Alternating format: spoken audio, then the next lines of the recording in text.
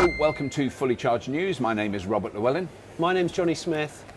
And this is the latest lot of news we've done. We've got a very exciting announcement we want to make right at the top.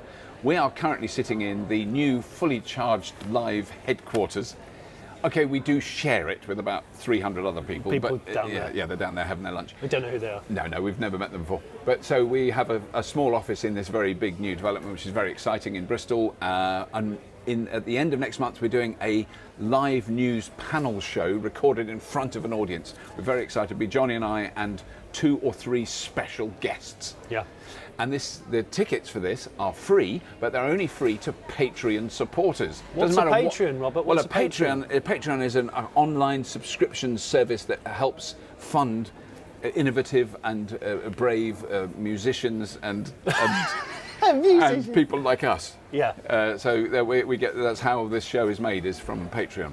Yeah. And if you have already subscribed to this as a Patreon, thank you. Thank you very much indeed, and we'll be thanking some special people at the end. But this is for all Patreons. It doesn't matter how much they obviously. What's going to restrict it is access to the location. So if you're in the southwest of the United Kingdom or South Wales, it's not too far. Yep. If you live in northern Scotland or Kent, it's a bit of a schlep.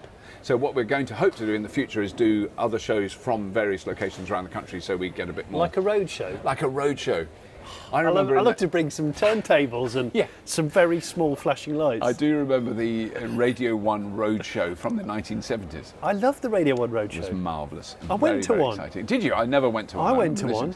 Yeah, I think E17 were playing. Oh. Yeah. Imagine seeing. I've never seen E17 live. That was before Brian Harvey ran himself over in his own car. With his own car, which is quite a skill. Yeah. Anyway, here's a news story. I think the one I think we've got to start with is what's going on at Tesla, simply because it's been in the news, it's been in the general news so much. Absolutely. I mean, I'd quite like to gently skate over the Elon Musk on Twitter debacle of a few weeks ago regarding Thailand, because there's nothing we can say about that. It was just wrong. It was stupid. Yeah, it was, yeah. I think it's possible even someone with his very high level of self-regard might regret having sent that tweet. I think that's a very diplomatic way of putting it. Clever guy. Clever. Step away from the social media. When you're feeling a bit wobbly. Him and Trump just ought to just... Oh, yeah. If you're going to drink wine in the evening, put your phone away. Just put your phone away. Put your phone away. But the one that is so intriguing for me, there's no way I can talk. Well, I don't think either of us can talk about this with any great gravitas. Is the Tesla private ownership, stock shorting, all that stuff. So my understanding of it is rudimentary, but it is essentially Elon Musk sent a tweet saying we're going to take Tesla private. Yeah. Meaning that the company will buy back all the shares, which means that you've got to have an investor that's prepared to do that, because it's a lot of money. And he quoted a stock price of $4.20 a share, I think, which was above. I think it was something like $4.12. It wasn't like $1 a share, and he said $4.20, but it was more than they were worth at that time. Yeah. And I don't understand anything about that, but what that did was completely kibosh all the people that were shorting Tesla stock. And that's really beyond my remit. I don't know what shorting means. I was struggling to understand what that was about. But I think it's betting on that Tesla stock will go down rather than up. Right. Okay. The value will drop, and if the value drops, you make money. And what those are the people who might have been spreading negative. They had been press. Very, very obviously and very publicly spreading huge amounts of incredibly to try and make press, Tesla nosedive. To try and make it nosedive so they make money out of it. I mean, it's very, people very do baffling. stuff like that. People do some weird stuff. So they were betting that Tesla would lose money. They were posting things like, look at all these Tesla Model 3s in their parking lot, they can't sell them. Whereas in fact it was just as they were starting to ramp up production, which meant that they had to put them somewhere. They were just waiting for lorries to take them to the customers. Right. Okay.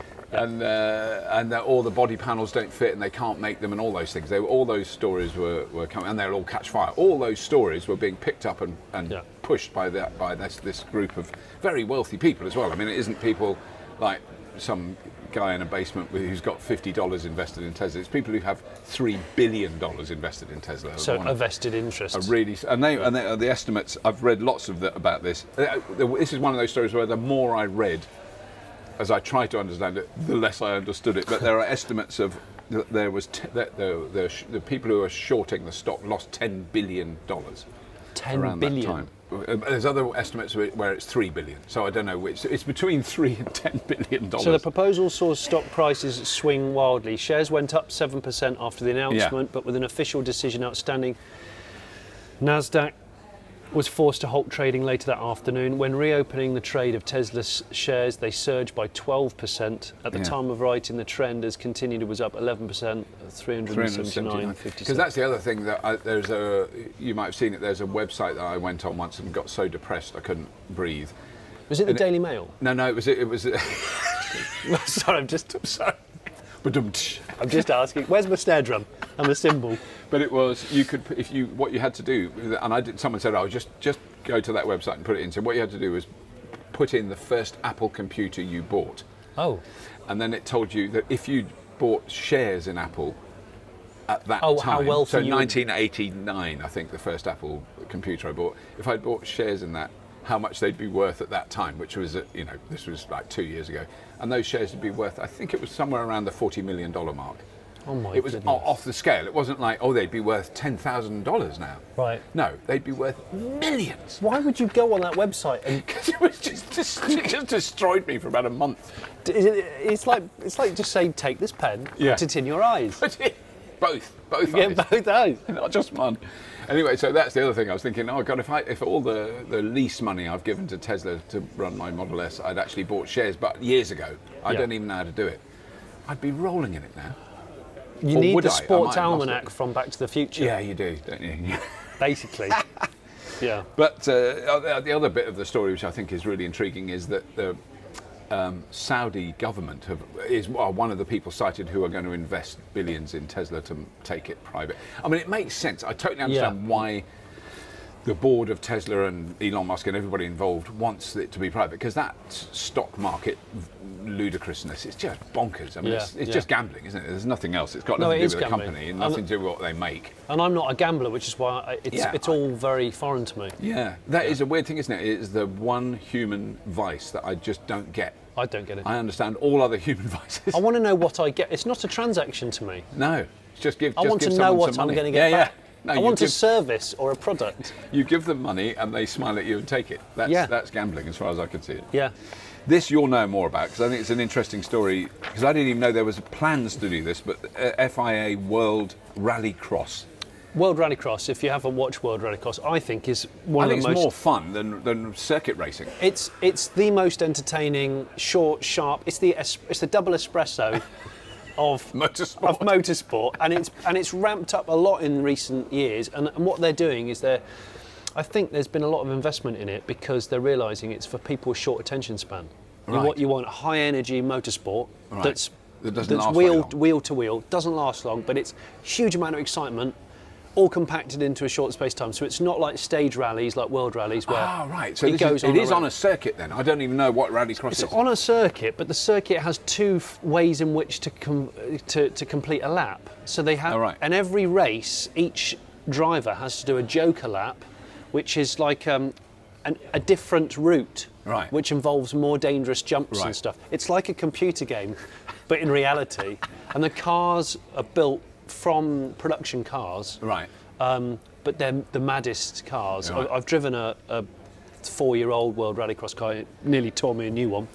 And they're really, really exciting. And what I'm looking forward to is, they're saying that they're going to make Rallycross cars electric, which is a massive step, because part of the attraction for Rallycross is they are very loud. I imagine they're very loud, yeah. Especially when they're all turbo, wound right up to the nines. The fact that they said they were going to do it for 2020, the whole grid's going to be EV, was a big shock, actually. Yeah, and all the engineering that has gone into making the petrol cars do what they do, it's got to be kind of 90% that you're keeping suspension, steering, brakes, that kind of stuff, but everything else is completely transformed. And you're going to hear more accidents. Because there's a lot of there is panel damage. There is panel paint. It's not racing against the clock as much as it's racing against the other guys on the track. So the grid is full. The cars are... but also, presumably, it's like the races are 15, 20 minutes long. Oh, yeah. Out, which any battery car now, we know, can do that. I mean, it is that short. Yeah. Yeah. And I've been there as a spectator, and it was fantastic. Right. I have to say, it was genuinely exciting. But they're saying the FIA have confirmed that the World Rally Championship WRX will use electric cars from 2020. The latest announcement delays this by a year to 2021. Oh, I see. So they're giving it an extra year. Yeah, which I guess I like to think that it's so that they make sure that when the cars come out in EV form, they are fully formed and engineered. I mean, it says here the electric races will be based on a carbon fibre monocoque chassis supplied by a company called Orica. Batteries will come from Williams Advanced Engineering. Who do Formula E batteries. Yeah. Each car will be powered by two 250 kilowatt motors, which, I mean, the power of World Rallycross, we're talking 1,000 horsepower from 1.6 litre engines. Wow. So it's bonkers. Right. Really highly strained, screaming, barking, cackling nonsense. I'm really intrigued how this will go. I just want to have a drive of one. No, it'd be good fun. I know we'll have to go to it. I've never been to one of those races, so we'll have to go. Yeah. I turned up in one in France in a place called Loillac, which is like one of the homes of rallycross. Right. We turned up at dawn to film the race day on the Sunday. There'd been a race practice. I've never seen so many passed out drunk people. It's like a massive party. None of the drivers, all spectators. They were just half-dressed Frenchmen passed out everywhere. Right. Well, it's not relevant. Let's carry on. I just want to briefly mention this story because I just think it's interesting how big electricity companies are working towards the acknowledgement of increased popularity of electric vehicles. So there's Elon, one of the big six in the UK, French company. Yes. Have launched a new electricity tariff designed specifically for electric vehicle drivers called Fix and Drive, which gives a fixed reward equivalent to driving 850 miles a year for free. Okay. So there must be I don't quite know how it works. It's a 2-year fixed price tariff. Available to drivers who own or lease a plug-in EV or hybrid, receive a £30 credit on their electricity account 6 months after they sign up to the tariff, and is earned annually. So it's not a tariff that I see. So if you sign up to it and you go, right, I'm going to use my free 850 miles and then swap. Yeah. That's not going to work. Yeah. They've talked about this, haven't they? They've worked it out. They have talked. But I know Eon have been. They brought that film out, that really cool electric car film. Yeah, I know, they have done that sort of stuff. And that was to show their sort of intent of pushing into the public charging market with competitive tariffs. I like the fact that more companies are actually taking into account EV-specific tariffs. Yeah. Because otherwise, you just got to be really savvy with your Economy 7, which is basically where I am at the moment. Yeah. No, me too. Yeah. Because the tariff comes with a 100% matched renewable energy certificate through the Renewable Energy Guarantee of Origin, REGO. There's so many buzzwords. REGO, Renewable Energy Guarantees of Origin. Okay, yes. Yeah. No, so, I mean, I thought it's worth knowing about that, and we'll put links to all this stuff underneath this episode, but... I don't know. Eon will aim to offset the carbon associated with customers' gas use by funding projects that reduce CO2 emissions. Oh, well, okay. There we go. Okay. And it's also unveiled a new 150 kilowatt ultra-fast charging station for EVs on a German motorway. 150 kilowatts. That's at the moment. That is the top of the range. That is, isn't it? That's your Porsche. That's 350. It's 800 volts. I've now finally understood that. 800 volts, yes. The Tesla is 400 volts. Yep. And the Porsche Taycan, of which there's a little bit of information later, is 800 volts. Yeah. But that almost assumes an understanding of the relationship between volts and amps. Yes.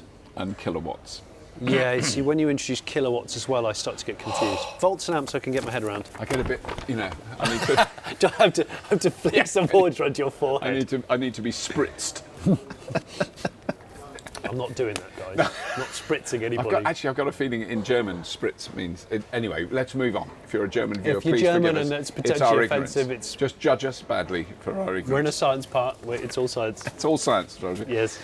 Now, when I was researching this, I was all like seeing all these different stories, but the one that got me in the end was the kind of we're I reckon approaching battery crisis, so that it's really difficult to judge how it's going. But there is a world battery shortage, which is not surprising because the demand for batteries has gone off the scale. Raw materials, manufacturing, plant, everything. And that's why there's a waiting list for so many important cars. Oh, I mean, it's such that a you big guys thing. want to buy, or are trying to buy.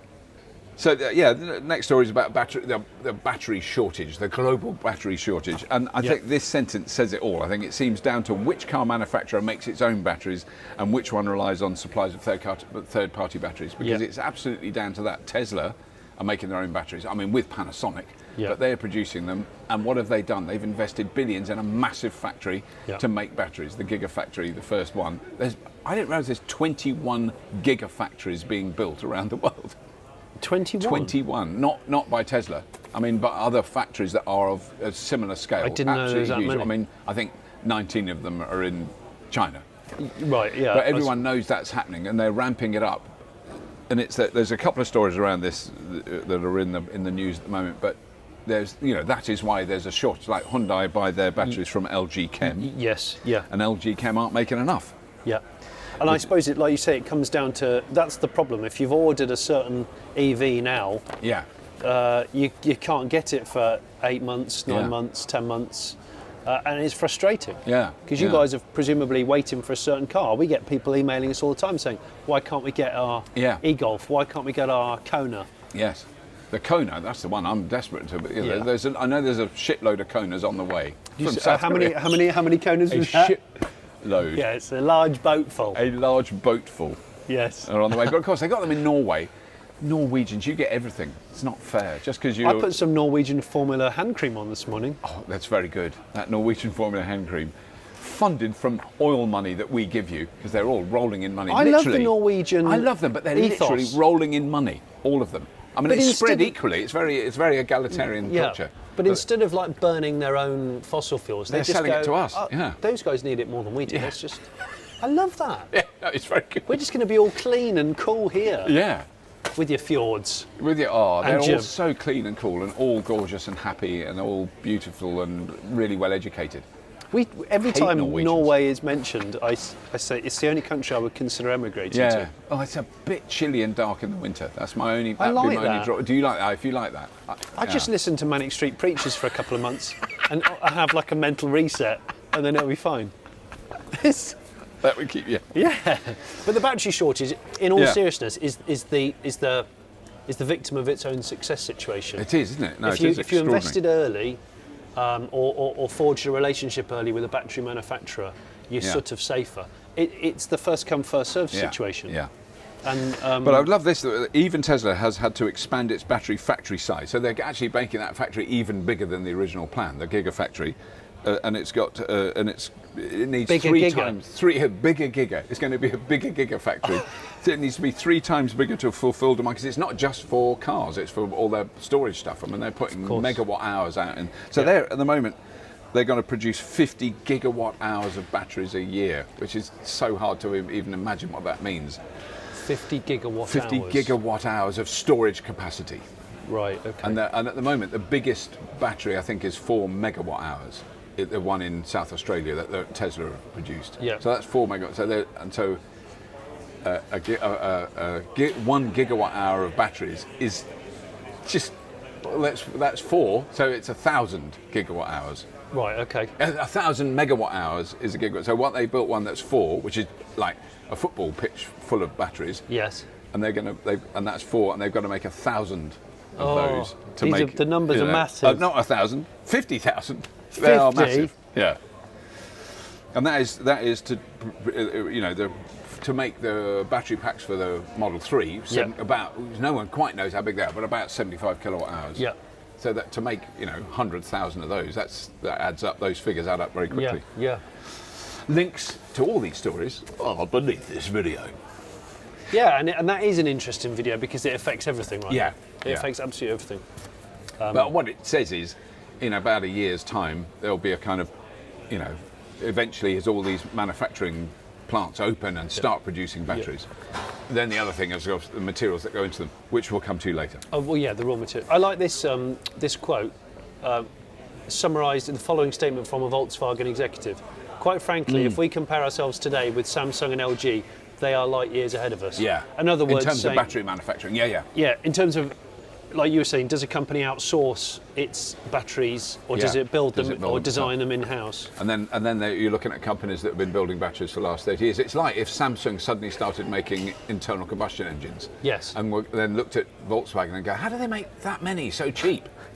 We've had a few decades. We've just, they've been buffing up the system for a while. Yeah. The Porsche Taycan. I beg your pardon. The Porsche Taycan. You've got to say it in a Liam Neeson way. The Porsche Taycan. Yeah. I will get my car back. And I will plug it in. And I will charge it. I have a series of skills. I know how to plug it in. I know what the range is. But Liam, do you have the right app which talks to the public charge point, which engages your rapid charge? I have the incorrect app. I will hunt down the supply company and I will kill you. And if you haven't got the right finance deal for your new Porsche, they will take it away from you. Yeah, I bet they would. Your Taycan gets taken. Potentially. But it hasn't come out yet. But I just love this bit of footage that was posted by Twitter user Zoe Pioneering, which is Jana Hoffner. I would imagine in Germany this bit of footage. Great bit of footage. It'd be Jana, wouldn't it? It'll be Jana, sorry. Would it be Jana Hoffner? It will be. It won't be Jana. Or Höfner. It'll be Jana Höfner. But the footage that she took is great. It's great. And what I love is that little bit, you'll notice it on the back bumper. It looks like, and I've looked at it a couple of times, it looks like I've been driving it. Because it looks like I've reversed into a post. Because there's a kind of hole or a dent in the plastic bumper. Now, clearly, this is all disguised and it's because the parking sensors won't work. Oh, they won't, will they? So because of all the cladding. Because you probably already know this, but the Mission E is now officially named as the Taycan. Taycan. Taycan. It sounds better if you're either Irish or Somerset. Yeah. Or maybe Cornish. I don't know. But yeah. The Porsche Taycan. Yeah, but that promises big things. It does. No, it is. Yeah, it's very exciting. But it's just the fact that they're clearly, they're charging it. They're trying it out on various chargers just to make sure it works. So that's obviously happening. An important point, very important aspect of EV ownership. Yeah. Yeah. Be able to charge. It is, isn't it? It is quickly, successfully. Yes, quickly and successfully with reliable chargers. Yes. Well, we don't need to tell you this. You know all this. Yeah, it's true. Yeah. Some of you. I think this is very important. Headlines containing the word could. Now, this was because I've talked about this before, and I know I've done it. Could. I've said it. I've said, oh, this could really make a difference. Yeah. Or this could, when this starts working, it could be a really big change. But I had this story. This story was sent to me by so many people on Twitter. It was really it was when it came out. Everyone thinks, oh, Robert would like to hear about that. Yeah. Chum, chum, chum, chum, chum, chum, chum. So you get 30 retweets. Times. But it is interesting. So it's chemists from the University of Glasgow have developed a flow battery system using a nanomolecule that can store electric power or hydrogen gas in a new hybrid energy storage system. So my understanding of this, and I've heard of it before, it's not a totally new system. Yeah. But you can have a fluid, literally a liquid, that is positively charged with electricity. Okay. And you pump that fluid into a tank and it goes through a fuel cell and that extracts the electricity. Yeah. But the fuel still exists and you unpump it. Right. I don't know what you call unpumping. You take it out of the tank and you refill the tank with charged fluid. Yeah. Or it might even be that you just literally circulate the fluid through a system where you join it onto, and that charges it. I don't quite know how you charge the fluid or how long it takes. Okay. But that means you've got a liquid tank filling system that doesn't burn a fuel but takes electricity from it. So it's a liquid battery. It's a liquid battery, like you say. You have to physically remove the liquid when it's reduced. It's discharged. It's not combustibility. It's discharge. I guess it's discharge. Yeah. You can probably drink it. Yeah. Don't drink it when it's charged. And presumably fully recyclable because it's. Well, it sounds like it's a recyclable system. So you're using the same fluid again and again. So you are physically putting a liquid in. It has charged properties. Yeah. And then remove. It doesn't evaporate. It doesn't dissipate. You suck it back out. I guess you suck it back out. Yeah.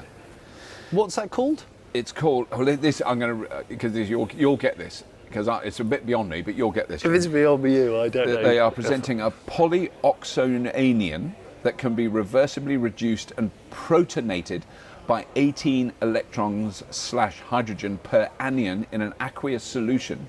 And that can act either as a high-performance redox flow battery electrolyte, giving a practical discharge This isn't energy real. density. This is real. This isn't real. A practical discharge energy density of 225 watt-hours /1. I don't even know what that means.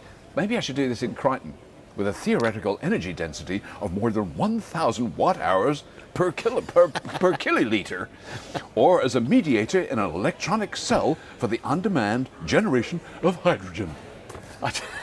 Seriously, that's such a long... I need to break that sentence down. It looks like one of the really difficult speeches I used to have on Red Dwarf, where the lines would have to be pinned to the back of Craig Charles's head as we walk down the corridor. Because there's no way I'm going to remember.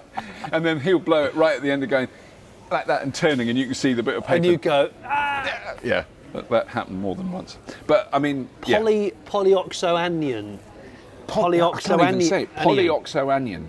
I don't even know what that is. That can be reversibly reduced and protonated by 18 electrons /H+ per anion in aqueous solution. And that can act either as a... high-performance redox flow battery. I understand what that is. So the redox flow battery is a thing where a liquid goes up against a fuel cell, but it doesn't go through it. Yes. And the electrons are removed by the material in the fuel cell. Yes. So there's no actual exchange of fluid through a fuel cell. Unlike a hydrogen fuel cell, where the hydrogen and air goes through a fuel cell and that extracts the... Yes. It took me a long time. So a flow battery, there's two liquids that flow like that, but they don't actually touch each other. It's their combination through the fuel cell that extracts the electricity. Is it like osmosis, where something is... Well, that osmosis is like reverse osmosis is where a fluid does go through a highly... membrane. A membrane. Yeah. That removes, so it's not that. Yeah. No, I don't think it is that. What I want is a really good long comment that explains how it works. But anyway, I'd like a short comment on how it explains to one another, because I've got a long one. You got a long one there. And I don't but quite... I mean, what is great is, I really hope this stuff works. I really think it could work. Yep. There's no reason why it shouldn't work. It would be amazing. But if you think of the complexity, so when the headline says, this new technology could make electric cars, da-da-da-da, you know, where you've got to have the filling station that has the tanks. Could you produce it at home? Could you have that liquid in a bottle at home that you charge from your solar panels? Yeah. Then I'm interested. Yeah. And that is that thing. It's in a sense, it's a bit like hydrogen. How usable is it? How usable is it? How easy is it to install? And does it eradicate precious metals that the children are having to mine? What are in the liquids? I don't know. That's the thing, because if it reduces precious metal usage, mining, it's very likely. I doubt that it will have like cobalt or lithium in it. It's going to be some other weird. Yeah. It's a high performance with it's a poly. It could be a game changer. It could be, but what we might find is that a polyoxyonian mine literally has toddlers sent down it that have to chew it out with their mouths. With their gums.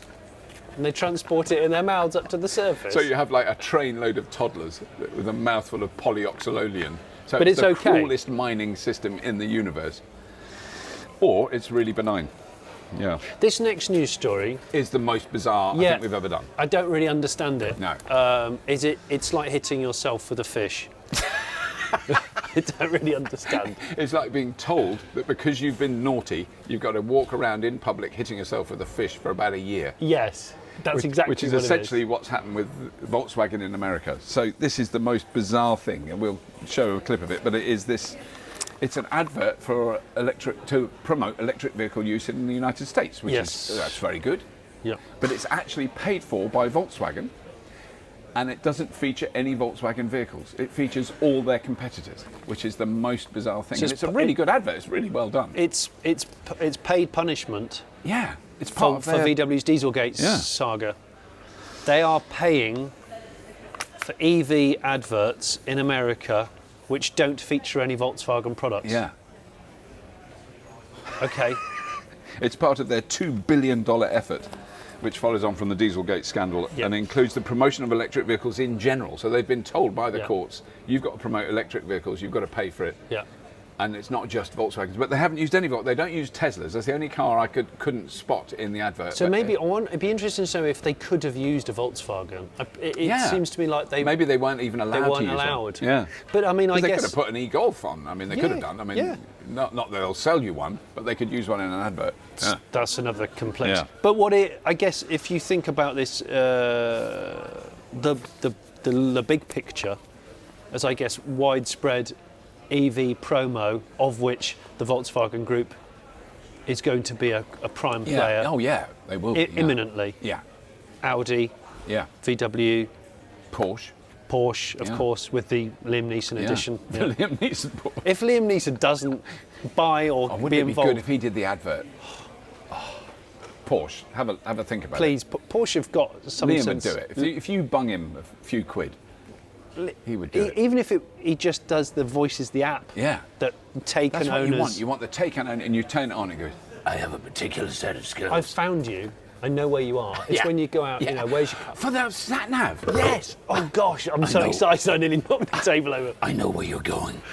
I know how fast you can get there. Yeah. That's brilliant. You've just gone past he's when he's bound and gagged in the back of a van, but he's listening to there's an old man playing a flute on that street corner. I go around there, I hear seagulls, so he must be near a dog. It's just gone over that drain, which has got a bit of a dip. And he knows exactly where it is. And then he bursts into the kitchen and shoots 15 people who are all heavily armed in the first half a second of going in there. Bloody love He has a Taycan. particular set of skills. It's going to be brilliant. We could do the advert. We'll do it for you. I'll ring Liam. I can't do it. You can. No, but I could get hold of Liam. If Porsche gave us really a lot of money. No, I think a moderate amount of money would do it. Don't even think a lot. Let's not be greedy. Okay. You'd be brilliant. I don't want to try and pretend to be Liam. I want Liam for real. What about you on the phone to Liam and you tried to outtake one another? That would be good. No, I have a specific set of skills. Yeah. No, but mine are even more specific than your skills. Mine are really specific and really tiny. Stop it. This one, I like this story just because where it's come from and what it's done. So Poland, if you look, there's lots of really cool, visualized data apps of energy use in Europe. I'll try and put some links underneath, but I've found some really good ones recently, where you can see how clean your electricity is in whatever country you're in. So it's quite all over the world. It's very good ones. And actually, when you look at us compared to the rest of Europe, we're actually on the cleaner side, which is surprising. I mean, France is way ahead in terms of CO2. This is CO2 output. France. Not in terms of people smoking on the streets. No, because France is still way ahead of us, I would say. In general, of just general. Well, one Gaulois is actually about the equivalent of a coal-burning power plant in Yorkshire. Untipped Gaulois. You young people won't know. I've smoked an untipped Gaulois, and it was like inhaling cork dust. It was just dirty cigs. Dirty cig. They were dirty. But this is some research that's been done in Poland, which when you look at the map, Poland is black on the map because it's got the highest concentration of CO2 output per kilowatt hour of electricity of anywhere in Europe. Yeah. More than Russia, because they only burn coal. I think they've got one wind turbine in Poland, or two. Oh my gosh. And the rest of it is all coal, because they got a lot of coal. I've been to Poland's biggest power station. Right. I fed it with some coal. They have a lot of coal there. So, but what they did was work out. So if you build an electric car, you transport the materials, you do all that, then you drive it only in Poland. You're charging off Polish electricity. It is still cleaner than a diesel or a petrol car in its lifetime. Oh, and right, that's the research that came out of which university? Belgium's VUB University. So from Belgium, okay. They did a full life cycle modelling study of electric vehicles being charged by high volumes of coal. Yeah. Yeah. That is interesting. I wonder what electric car sales in Poland. I'd like to look at some stats of EV sales in Poland. I've had contact with one guy in Poland who's got a Leaf, who sent me a tweet or something. So so they do it. It does, but I think it's fairly minimal. I'm just trying to think if there's any Tesla superchargers in Poland, because there's like 2 in Moscow. I think there might be 1 in St. Petersburg, but there's a kind of, to get from sort of Germany to Moscow is quite a gap. It's going to take you a while. It'll take you a while. Knock on a few doors with a plug. Yeah. Yeah. But I just thought that was interesting. It's, we've been, the statement from the Yon Le Petit, a spokesman for the T&E think tank which commissioned the study, said we've been facing a lot of fake news in the past year about electrification put out by the fuel industry, but in this study we can see that even in Poland today it is more beneficial to the climate to drive an electric vehicle than a diesel. There we go. Well, I'm not surprised at, just because of efficiency, energy use efficiency. It's always been a spurious story, but it's quite good that they've gone to the extreme of using a country that only burns coal. That was quite interesting. I like that. Battery recycling. Recent report from Energy Storage Report has some interesting information about the massive increase in second life and recycling. A huge and growing industry currently in Asia rather than Europe and China. So that Europe or the USA. So I'm a big fan of the whole second life thing. Yeah, well, I mean, that's the obvious use. Yeah, but then eventually, you know, even if you've got your old Leaf battery, it's been rehoused in a box on your wall. 15 years later, it's going to start to go. Oh God, it only stores 6 kilowatt hours. It's a bit knackered. What do you do with it then? Third life. Third life.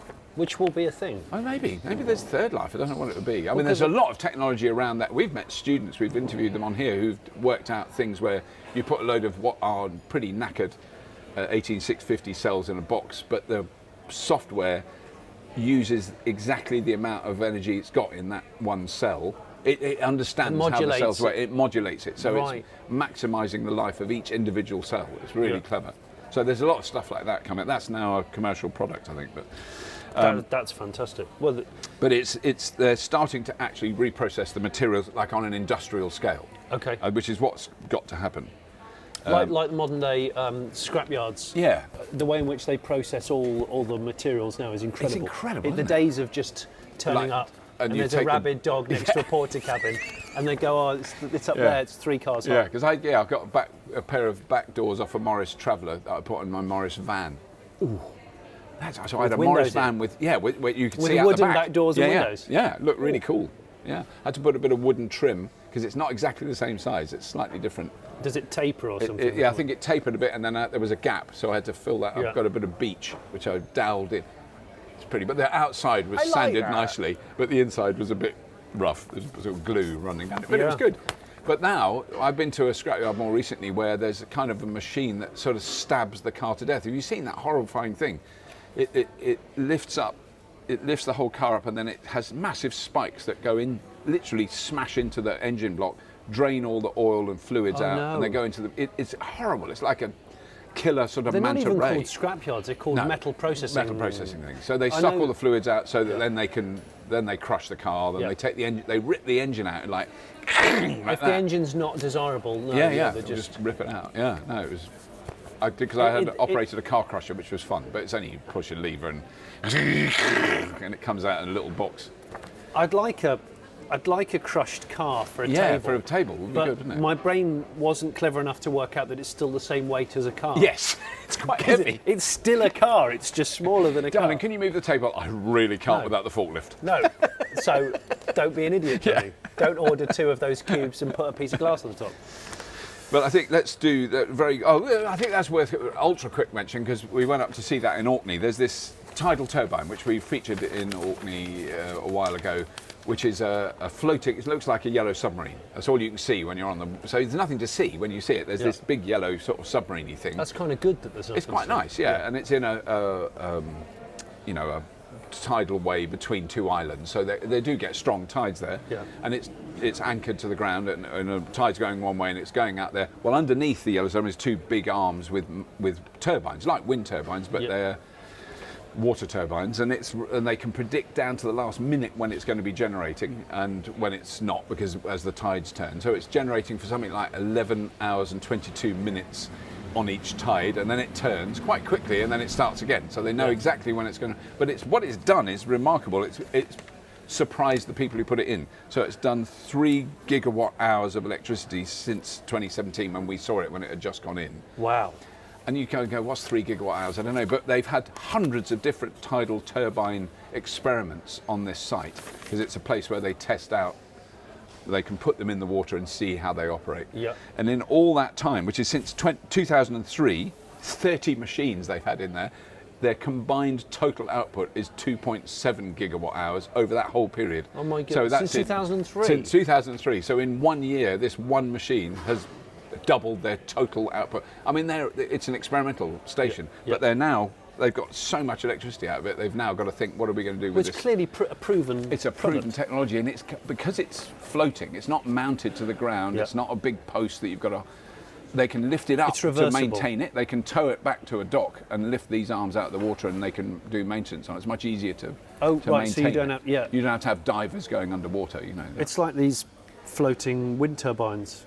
Yes. at sea. Yeah. They're not even. And those floating wind turbines are also producing more electricity than equivalent-sized mounted ones for reasons that aren't entirely obvious. There's more movement, which, I guess so. which I don't know. is a Must be a plus. I don't know where it bends with the wind a bit. They can operate in higher winds, that's for sure. Right. Whereas the other ones Because would there's feather the blades so that they don't damage them. Yeah. The ones that are floating, they just leave them going. But this is all really good news. Yeah, no, because that it is means very good basically news. that Yeah. you're interrupting nature less, and we're benefiting from it more. I mean, bound to get some people who are going to talk about sliced fish, but actually, we did talk about that. Those blades move so slowly; they're not going around fast. It's not like a jet. No.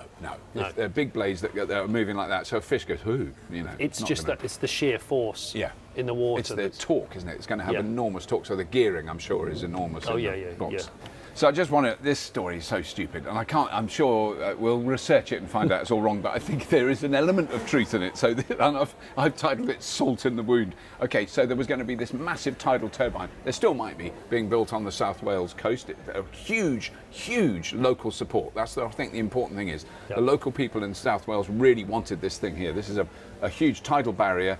Tide comes in, water comes in through barrier, drives turbines, fills up as tide goes up, tide goes out, and there's a big tidal drop. This is on the Severn Estuary, big range. Yeah.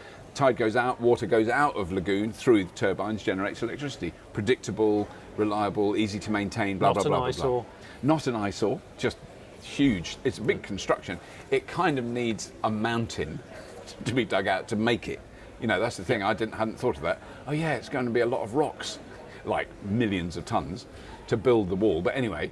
Yeah, but look at the alternatives. The alternatives, yes, exactly. Anyway, the current UK government said no, it's not going to happen. But so that's that. But then the other side of the Severn Estuary is Hinkley Point C, which we've talked about many times. There's many benefits and positive things about nuclear power.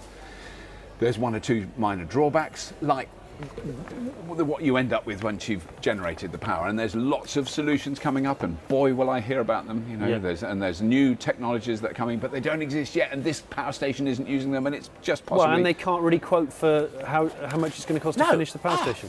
I mean, the economics of it we can't even talk about. But what they're doing at the moment is dredging out the bay where the waste from the previous two nuclear power stations has gone. The wastewater doesn't mean it's radioactive. It is a bit radioactive, like not deadly, slightly, mildly radioactive. No three-headed fish. But they're dredging it.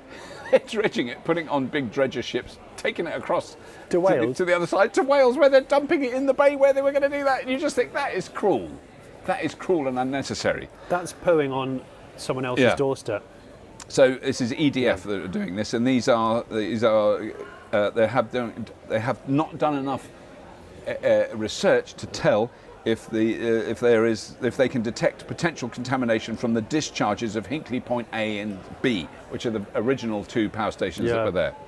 And there have been calls for a peer review, but the big company behind it, EDF, one of the big six, have said people who say that this is contaminated are alarmist and wrong, which is unfortunately very similar to the language that the people who were running. This was some news report I read. The people who were running Chernobyl in Ukraine said about the dangers of Chernobyl. What, alarmist? Yeah, the people who are saying this are alarmist and wrong. They said it in Russian or Ukrainian at the time, but about a year before it blew up. Not like the day before, but not long before. Someone said, you know, the criticisms of nuclear power are alarmist and wrong. I think for me, I grew up really close to Hinkley Point. Right. My parents still live there, and it's the one thing my dad's scared of, living in that area. Not much more predictable things like getting shot. Yeah, car crashes. Or car crashes. Yeah. But the thing for me is, nuclear power works when everything goes right. Yeah. But it's the not being able to officially cost it up. Yes, that's and the give it an cost accurate timescale. Those are two massive things in any business, in any project. You go, well, if you can't accurately quote for it, and you can't tell me within 2 years that it'll be finished, why are you even bothering? No, because as a UK taxpayer, I actually want Hinkley Point C to come in on time, on budget. Yes. You know, and to prove all the critics wrong. Yeah. But the real worry with that is the two models that are of exactly the same design, one in France, one in Norway, that still aren't finished, Yep. that are 8 to 10 years behind schedule, that are multiple billions of euros over budget. 8 to 10 years out. I mean, it's just crazy. just Don't use that one. just do a thing in a bay with It's the like having a tide. mate who's bought a car that he really loves and it's shiny and red, but he can't start it. I know people like that. And you then go, brilliant, I'll buy one of them. Yeah. It's just And one day I'll drive it. one day. Mine might start. There still hasn't, he's had it a year, still hasn't started it. But I reckon mine's going to start when it's ready. And when it does, it'll be very fast. Oh, it'll be so fast. Phenomenally fast. Yeah. So good. Anyway, that's all we've got time for. We just want to say thank you to some really super special Patreon supporters who support Fully Charged for $10 a month or more, which is really extraordinarily generous. It is, thank you. And I thought there'd be 6 to 10. There's actually about 400. We've done about 100 so far. So we're going to do a little run now. Jonny and I are going to read out some really, really cool names. Peter Scott, John Ratcliffe, Andy Stroud, Glenn Eisenhut, Darren Shepherd, Russell Shepherd, not related. aren't they? I don't know. No, don't know. Sebastian Schlein, Victor Ramos, Don McDonald, Greg W. Schuder, Dave Hogg, Robin Hilliard, Brodie Wolstenholme, David Curzon, Bart Steichart. Oh, damn, hang on. Bart, I can't read my own writing. Bart Steichart. Bart Steichart. yeah. Gary Davison, Coxsang Hugh. and finally, Mark Garnett. Thank you very much for supporting Fully Charged. It really does help. We are going to be doing, as we said at the beginning, a live news recording, but the tickets are only going to Patreon supporters. Yep. They're free, there's no charge for it, but they're going to Patreon supporters. So general viewers won't even know when it's on or anything about it, but Patreon supporters will know everything. Vast amounts of data will be available for our wonderful Patreon supporters. Yeah. And if you want to watch us do this sort of thing in real time, I don't know why you would. Yeah, I don't know why you would, but there's also going to be other people, other guests with us. Yes. It's not just going to be the two of us. There's going to be other Professionals. really professional, well-informed people who actually know stuff. Yeah. But that's it. So please do subscribe to Fully Charged. Please check out the Patreon link beneath this video. And if you have news, tell us some news. That's actually quite a good one. If you have news, tell us some news. And if you have been, Thank you for watching.